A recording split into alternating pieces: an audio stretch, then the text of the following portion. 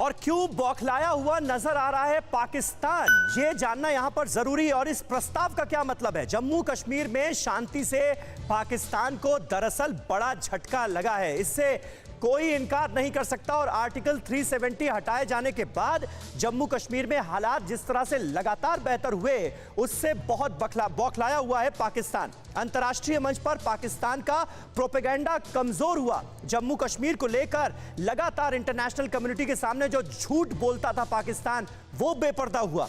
जम्मू कश्मीर में चुनाव हुए तो संदेश जाएगा कि हालात तो सामान्य हो रहे हैं। वैसे ये मैसेज एक बार भी मिल चुका है। 2020 में जो डीडीसी चुनाव हुए, उसमें कश्मीर की आवाम ने बढ़ चढ़ कर हिस्सा लिया। एलओसी पर चौकसी से घुसपैठ पर लगाम लगी है और सीज फायर होने के बाद हालात और नॉर्मल हुए हैं। पाकिस्तान में भारत विरोधी राजनीति करने वालों को भी झटका लगा है। जो अलगाववादी आवाजें उठती थीं, उन पर भी करारी चोट की गई है। कश्मीर के नाम पर युवाओं को बरगलाने वाले आतंकियों को बहुत बड़ा झटका लगा है। और यही वजह है कि जो लोकल आतंकी पनपते थे, उनकी संख्या में भारी कमी आई है। और ये सारी बातें पाकिस्तान को बहुत ज्यादा नागवार गुजर रही हैं।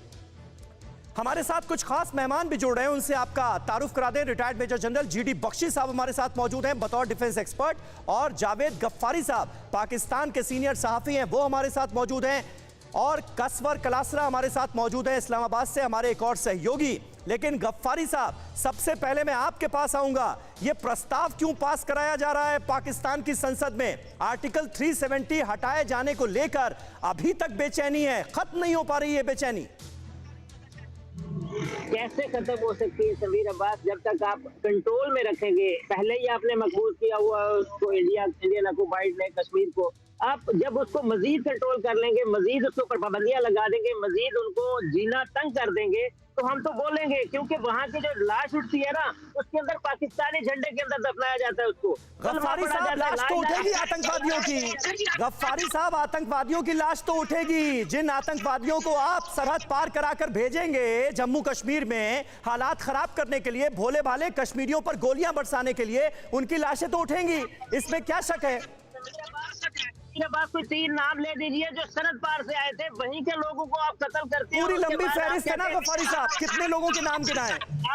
हम तो पूरे डॉजियर भेज देते हैं, तब तो मानते नहीं आप हाफिज सईद को तो आतंकवादी मानते नहीं है, आप ओसामा बिन लादेन को तो आतंकी मानते नहीं है। आपको क्या फहरिस्त दी जाए और क्या नाम गिनाया जाए?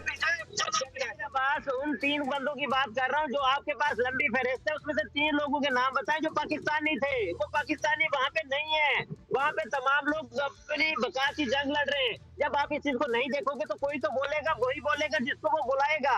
वहाँ पे जब लाश उठाई जाती है तो कहा जाता है पाकिस्तान जिंदाबाद का नारा लगता है, भारत जिंदाबाद का नारा कभी नहीं सुना। अगर कोई आपने सुना है तो आप मुझे अच्छा गफ्फारी साहब, थोड़ा धरातल पर आकर बात की जाए ना।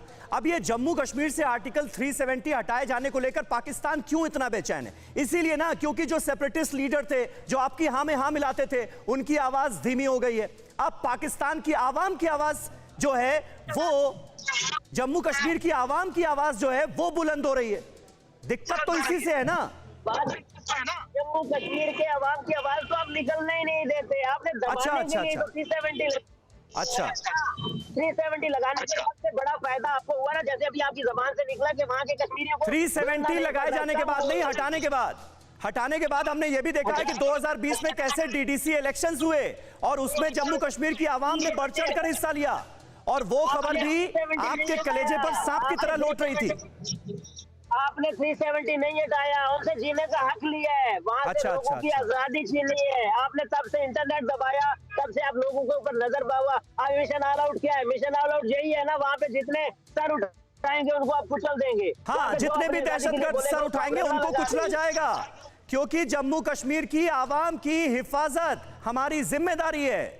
ये तो होगा। जीडी बख्शी साहब हमारे साथ मौजूद है। बख्शी साहब, ये झुंझलाहट जो है, ये तड़प जो है, ये तो अपने आप में साबित कर रही है ना कि आर्टिकल 370 जब तक अमल में था तो पाकिस्तान को कितने फायदे थे उसके। देखिए, मैं अगर परिप्रेक्ष्य में इसको डालूं, सबसे निर्णायक कदम जो भारत की सरकार ने 47 के बाद जम्मू कश्मीर को लेके उठाया है, वो है ये 370 को 370 को एब्रोगेट करने का। उसके बाद से उस प्रांत में पूर्ण रूपेण शांति है। पत्थरबाजी का दौर खत्म, नहीं तो रोज आए दिन पत्थर पड़ रहे होते थे। और वहां पे जो झंडे पाकिस्तान के और कभी IS के दिखाते थे, बिल्कुल बंद। वहां पे केवल और केवल भारतवर्ष का तिरंगा सारी बिल्डिंग्स, इमारतों से फहरा रहा है। लोग बड़ी खुशी से उसका इजहार कर रहे हैं। 26 जनवरी को, 15 अगस्त को वो लोग खुद उड़ाते हैं तिरंगे झंडे को। और टेररिज्म, देखिए, जब मैं वहां पे पोस्टेड था 2000 से 2005 तक, तो वहां पे तकरीबन 5000 आर्म टेररिस्ट थे, जिसमें 60% फॉरेनर्स थे। आज रह के 150 रह गए। 5000 से 150। और उनकी भी शेल्फ लाइफ, जैसे ही वो कोई वारदात करते हैं, मैक्सिमम कुछ घंटों या 1-2 दिन में खत्म कर दिए जाते। तो देखिए, पूर्ण रूपेण वहां शांति है। बहुत अच्छा कदम बहुत पहले उठा लेना चाहिए था ये तो। और पाकिस्तान को तो तकलीफ होगी, तभी तो ये चिल्ला रहे हैं इतना, क्योंकि बिल्कुल क्लियर कर दिया गया है, this is sovereign Indian territory, get lost. तुम कुछ नहीं कर सकते इसको लेने के लिए वापस। Nothing Pakistan can do. और जैसे कि हम तो कहते हैं, you want it, you want Kashmir, come and get it. हिम्मत है तो लेके दिखा। नहीं कर सकते, कुछ नहीं कर सकते ये लोग, इसीलिए छटपटाहट हो रही है। बिल्कुल। और ये भी बहुत क्लियर है कि पाकिस्तान से अगर बात होगी तो वो POK को लेकर होगी। अड़ी सोमवार से शुक्रवार शाम 6 बजे सिर्फ TV9 भारतवर्ष पर।